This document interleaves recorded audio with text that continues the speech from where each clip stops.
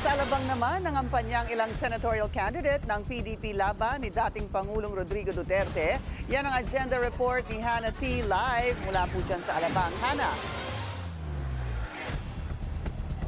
Pinky, dito sa Alabang, ang last stop ng PDP laban bago ang meeting de avance ng partido bukas sa Maynila na posibleng daluhan ni Vice President Sara Duterte.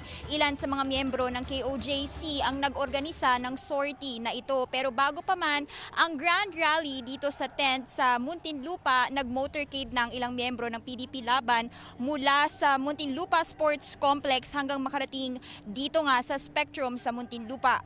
Pinky, kahapon ay meeting de avance ng senatorial candidate na si Sagip Party List Representative Rodante Marcoleta sa Philippine Arena na napuno ng mga taga-suporta. Dinaluhan ito ng anak ni FPRRD na si Kitty. Second appearance niya na ito sa pangangampanya kasama ang PDP matapos ang isa ring campaign rally sa Quezon City. Nandun din ang kanyang inang si Honilet Avancenia na nagpahiwatig ng pagsabak ni Kitty sa politika ayon sa payo ni FPRRD.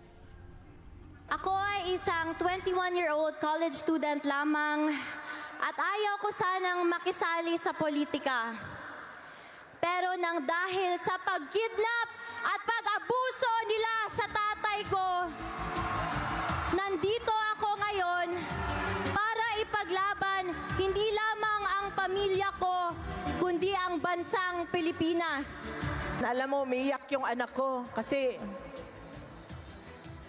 kung pwede lang sana hindi siya mapasok sa politika. Narinig ko, sinabi ng papa niya, mag-aral ka at sumunod ka rin sa yapak ko. Ibinahagi pa ni Honilet na alam daw ng dating Pangulo kung gaano kaayos ang Iglesia ni Cristo o INC na nagre-reflect umano sa serbisyo ni Marcoleta. Binabackupan ngayon ng INC members ang kandidatura ng senatorial bet.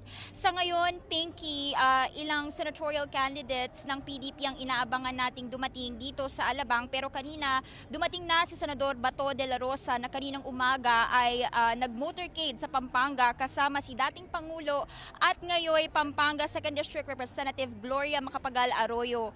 At inaasahan din natin na dumating ang ilang PDP laban senatorial bets kasama dyan si Attorney Vic Rodriguez at iba pang mga kandidato ng PDP. At katunayan, batay sa mga nakaraang survey ng ilang survey firms, ang pasok lang sa winning circle ng mga senador na pambato ng PDP ay sina Senador Bongo at Senador Bato de la Rosa.